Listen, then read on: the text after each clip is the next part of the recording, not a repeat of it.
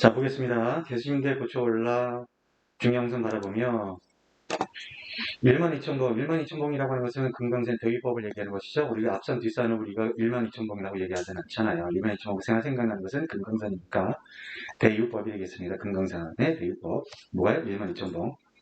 양각기 분명히 보입니다. 보고 어디서? 개심대를 보고 중량선을 바라보고 개심대에서 보니까 12,000봉이 보인다라고 되어 있습니다.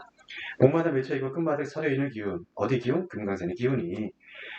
맑거든 좋지만은 좋거든 맞지만은 라고 했습니다. 산의 전기가 맑고 깨끗함을 표현하는 것입니다. 반복되고 연습. 연습법이 왜 어디 나타나냐면 좋티마나라고 해서 좋티가 여기서 좋거든하고 바로 받고 있죠. 이런 식으로.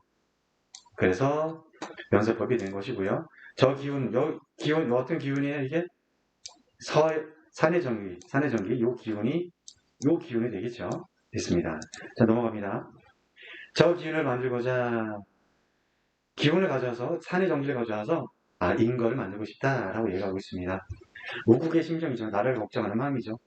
천병리가 없는 형편을 걱정합니다. 그 다음에 근데 여기서 좀 그런 게 정치할 스스로도 천병리가 아니었는데 자기도 그랬습니다. 두 번째는 금강산의 기운을 빌어서 인재 양성을 하고자 하는 작자의 마음이고요. 여기서 인재는 당쟁을 어지러운 조정을 바로잡아줄 인재를 말하는 것입니다. 하지만 정철은 당쟁의 중심이 있었습니다. 제가 보면 정철을 안 좋게 생각하는 건지 모르겠지만 자 어쨌든 형용도 그지였습니다. 형용 모습이에요. 그래서 정적인 모습, 정적이죠. 정적인 모습. 태세, 변화무쌍이에요. 그래서 동적이에요. 많기도 많구나 하도 할시야 그랬습니다.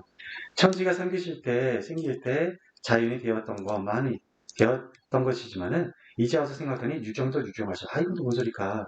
유정, 누구의 뜻이 있다? 누구의 뜻이 있다라고 하는 것은 유정, 조물주가 어머, 글씨가 오늘 잘 쓰는 데나 지금 못생기게 써지네요.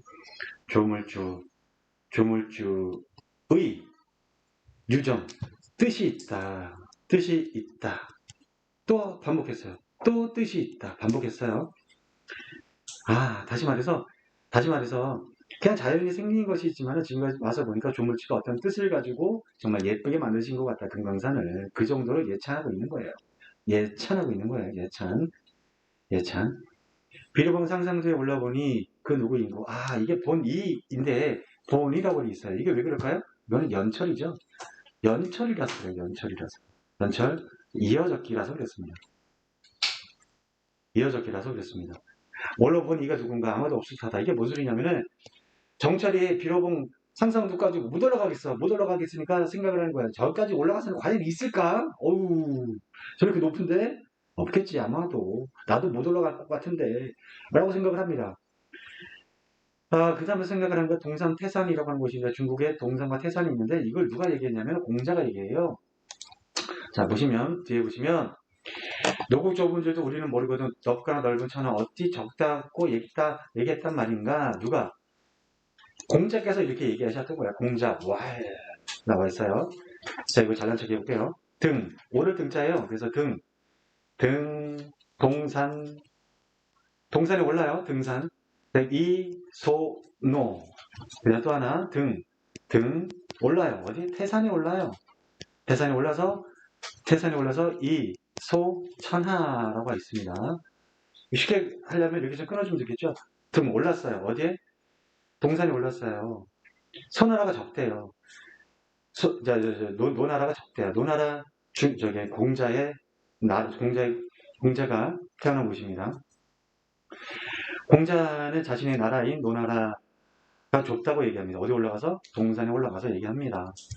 뒷동산 그 얘기 아니에요. 중국의 동산을 얘기하는 것이에요. 자, 이번에는 그래서 중국을 떠돌아다닙니다. 누가요? 네, 공자께서요. 중국을 떠돌아다니다가 태산에 또 올라갑니다. 태산에 올라가서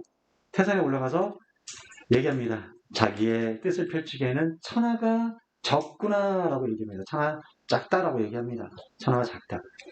라고 굉장히 호연지기죠. 이거 뭐라고 해요? 이거를 호연지기라고 합니다. 호연지기라고 합니다. 호탕한 모습. 자, 그래서 저 지위라고 했습니다. 이 지위라고 하는 것은 누구의 지위? 공자의 지위다라고 하는 것이죠. 공자가 어떤 지위?